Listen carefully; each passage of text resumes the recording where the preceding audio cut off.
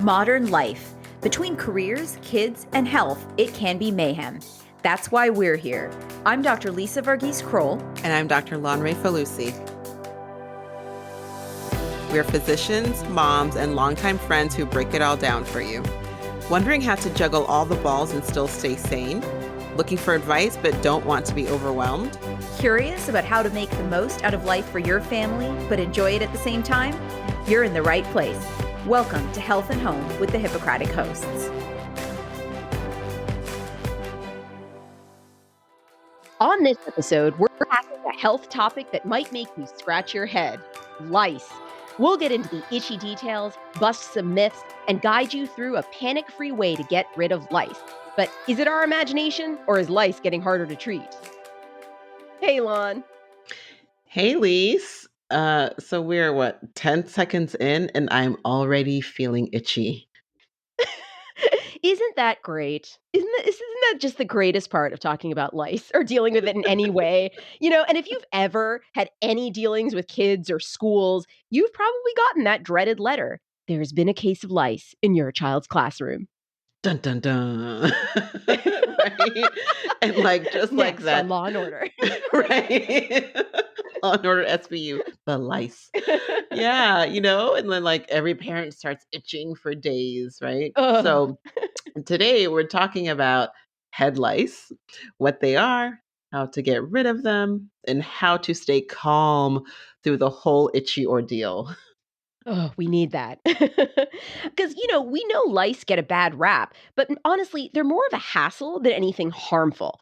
So let's dive into what every parent needs to know, starting with the basics. What exactly are lice?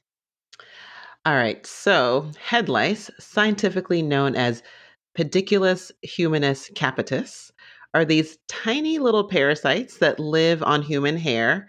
And this is gross, but stay with me. They feed off of blood from the scalp. So they're about the size, they're about the size of a sesame seed and they move fast. So you can see them, but they're really quick. You usually won't see them just by glancing at someone's hair. You have to really get down to the scalp to see them. Thankfully, these little pests don't jump or fly. They're pretty much like hitchhikers. They spread through direct head-to-head contact. So if kids are wrestling or they're hugging, lice can crawl from one head to another. It can spread by sharing hats or hairbrushes, but that direct head-to-head contact is the most direct way that lice spread. Exactly. And I think this is a great time to bust one of the most common myths. Lice are not a sign of poor hygiene. It doesn't matter if Right. your kid's hair is clean or dirty or short or long. Lice, they really don't discriminate. They just want a warm, comfy place to hang out. And that happens to be in our heads. This is one of those times when I wouldn't mind a little discrimination. Yeah, right. I don't mind being excluded, lice. But what's funny is that, in fact, they might seem to prefer clean hair because it's easier for them to move around. So, Mm-hmm. if you've ever felt embarrassed or thought that lice only happen to people who don't wash their hair or aren't clean, let that go. It's a total myth. Yeah. Also, lice do not care about the type or texture of your hair. You may hear people say that Black people or people with curly hair don't get lice. That is not true. I've seen it in my practice, and we know that lice can affect all hair types. It's just that lice may have a harder time gripping coarser hair, but it can still happen. Yes, thank you for saying that. Lice can affect anyone. And in fact, it's estimated that 6 to 12 million children get lice each year in the US alone. Oh, talk about stressful for families. Yikes, I know. But what's interesting? I think it's always good to know that animals do not get or spread the kind of head lice that spread in humans. So good to keep in the back of our minds. Yes, yes. Great. So now let's talk about the life cycle of lice because understanding this actually helps with treating them. So female lice lay these tiny eggs called nits. They glue them with a substance that they create. They kind of glue them onto the base of the hair shaft right near the scalp. Right. And nits can be tough to spot at first. They're super tiny, about the size of a pinhead, and they can be white, yellow, or brown. So they often get confused with dandruff or with residue from hair products. But the key difference is that nits are glued to the hair and they won't brush off easily. Exactly. And those nits hatch after about 7 to 10 days, releasing baby lice called nymphs. Such a cute name for a not cute thing. These cute little What an nymphs, understatement. right? So they grow into full blown adult lice in about just 2 weeks, and then they're ready to start laying eggs themselves. So it's a pretty fast cycle, and if you don't treat it properly, the infestation can just keep going. Right. And an important note is that just because you see nits doesn't necessarily mean there are active lice. It could just be the Hmm. leftover shells from already hatched eggs. You really need to look for live crawling lice before jumping to treatment. Right. So, how do you know if your kid has lice? So, the most common symptom, of course, is itching, which is caused by an allergic reaction to the lice bites. But here's the kicker: some people actually don't itch at all. Oh my gosh, must everything be complicated? Yeah. Why can't we all respond 100% the same way to one thing in life? Make it easy, Yeah. right? And even if your child is part of the majority that does itch, it can take 4 to 6 weeks after getting lice for that reaction to start. So by the time you notice, those lice have probably been hanging around for a while. Hmm.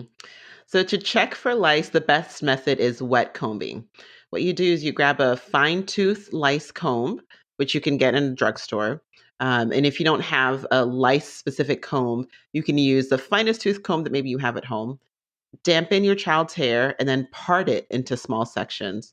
And then carefully comb the hair from the scalp all the way to the ends of the hair, and then wipe the comb on a tissue or a towel to see if any lice or any nits come off. So pay really close attention to the nape of the neck and behind the ears. That's where lice really like to hide. And remember, lice are quick. So if you don't spot them right away, it doesn't mean they're not there. Sometimes it takes a few rounds of checking. Yeah, all right. So now let's talk about treatment, because once you find lice, every parent's first question is, okay, how can I get rid of these things? Right, a very natural reaction. But first off, don't panic. Lice are not dangerous, they don't mean you're dirty, and they don't carry diseases. But of course, they're definitely annoying. So let's look at your options. The most common first line treatments are over the counter shampoos or lotions that contain pyrethrins or permethrin. These substances are called pediculicides, and they're chemicals that kill lice on contact. You've probably seen brands like Nix or Rid at your local pharmacy. Yeah, and these treatments are generally safe for kids over 2 months old, but you have to follow the instructions carefully. Hmm. After the initial treatment, you'll likely need to repeat it in 7 to 10 days to catch any new lice that have hatched from nits. However, again, it's always a little complicated. There is a twist here. Super lice. Ah. So, in some regions of the US, lice have developed resistance to these over the counter treatments. If you used a product and the lice seem to just keep coming back, it could be because the lice in your area are resistant. So, no, to answer our question, it's not just our imagination. Yes, lice are getting harder to treat. In fact, in some parts of the US, lice are so resistant to pyrethrins or permethrin that many doctors will advise patients to just skip those over the counter meds and instead use a prescription product first. Or just focus on really careful and frequent combing to remove the lice and nits. That's right. In most areas, permethrin is still the first medication to try, but if resistance is a problem, it might be time to get a prescription treatment. Mhm. Prescription options like malathion lotion, also known as Ovide, or spinosad cream, also known as Natroba, can kill both lice and their eggs, and they're often more effective when regular treatments fail. Yeah, there's also ivermectin lotion. Brand name is Slice, which has become pretty popular because you only need one treatment and there's no need to combat the nits if you use this one. It works by paralyzing and killing the lice. It's also super important to know, though, that each of these medicines we've mentioned have age restrictions. So you'll want to make sure that if you're using a prescription medication, it was prescribed specifically for the child you are treating, not a sibling or a friend who may be of a different age or may have a different risk for side effects. And it's important to remember that going straight to a prescription treatment, especially if it was not specifically prescribed for your child, one of the side effects of that can be increasing community resistance. So it's important to discuss this with your physician to see whether super lice are even a problem in your area. There are a couple of Right. other treatment options as well, including some over the counter treatments that contain a material called dimethicone. Right. So dimethicone is a non pesticide silicone based material that works by coating lice and disrupting their ability to manage water. So, some studies have shown it to be as or more effective than products that contain those pesticides. In the US, dimethicone is available as a product Lice MD, but it is important to know that it is not FDA approved. So, we mentioned combing. Now, there's a method called wet combing that's great for people who want to avoid chemicals.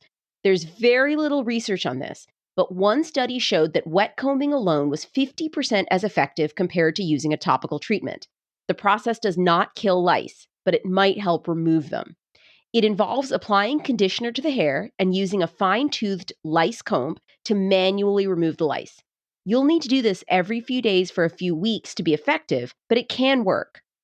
Yes, and wet combing alone is a nice option for younger kids or parents who want to avoid insecticides.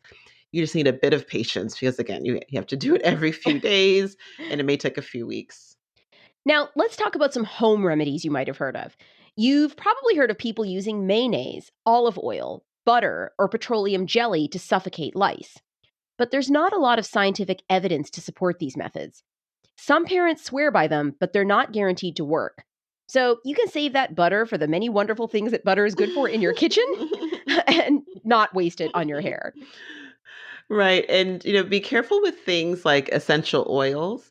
While some essential oils like tea tree oil or lavender have been used to repel lice, they can cause allergic reactions in some people, especially kids. Plus, they are not regulated by the FDA, so the safety is unclear. And certain essential oils have been linked to hormone disruption and early puberty in children. So they're generally not recommended for treating lice in children and adolescents. Right. And like unregulated substances, they can contain a massive amount of whatever it is you think is in there or Hmm. none. So you could be Right. paying for essentially water or you could be, using something that's actually really toxic in the amount that's in there. So these are Exactly. things to remember. But now that we've, treated the lice, let's talk about cleaning your house. You don't need to go overboard. Lice cannot survive off a human scalp for more than 24 to 48 hours.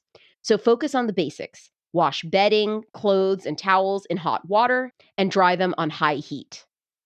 Yes. And don't stress too much about toys or furniture. Lice aren't likely to infest those things. Just give them a good vacuum and you should be fine. But skip the fumigation or heavy duty sprays. These are unnecessary and can even be harmful. If you do have some like stuffed animals that you can't, just like vacuum, you can put those in a plastic bag, tie it up, and put it aside for 2 weeks. That should be enough time for the lice and the eggs to die. Right. And lice don't live long off the scalp, as we said. So you mostly need to focus on things that had direct contact with the person's hair in the past couple of days. All right, so congratulations. You've beaten the lice. Now, how do you prevent them from coming back? Honestly, there's no surefire way to prevent lice, but you can reduce the risk. Remind your kids not to share personal items like hairbrushes, hats, or headphones, and try to minimize head to head contact during playtime or sleepovers. But we know that is easier said than done. And once someone in your house has lice, make sure to check everyone, including the adults. Oh, right. Easy to forget about us. Hmm. The key takeaway is this: lice are common, especially among school aged kids.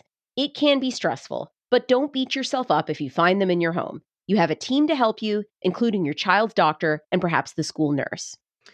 And some communities now have that lice expert who will take that tedious combing off your hands. Such a beautiful thing. Oh, yes, you can hire them. People love the local lice ladies. Ugh, there's that itching again. So that's our show for today. Thank you, as always, for listening and for all your support. So, what is your experience with lice in your home or in your community? Are you seeing those dreaded super lice? We'd love to hear from you. Hit us up on social media. You can follow us on Facebook, Instagram, and other major social media platforms, and subscribe and review us on Apple Podcasts because reviewing helps other people like you find the show. And if you'd like to support us with a monthly donation, just go to our website at hippocratichosts.com and click on the Become a Friend of the Show button. We'd be forever grateful. Thanks, everyone, and talk to you soon. Thanks for listening to Health at Home with the Hippocratic Hosts. Remember that all views expressed here are our own, not our employers, and all content is for informational purposes only and should not be construed as medical advice, nor the establishment of a doctor-patient relationship. Always consult your own physician or healthcare team for any medical issues. If you enjoyed this episode, please rate us, subscribe, and tell a friend. And check out our website at www.hippocratichosts.com for show notes on this and all our episodes. Can't wait to chat with you next time.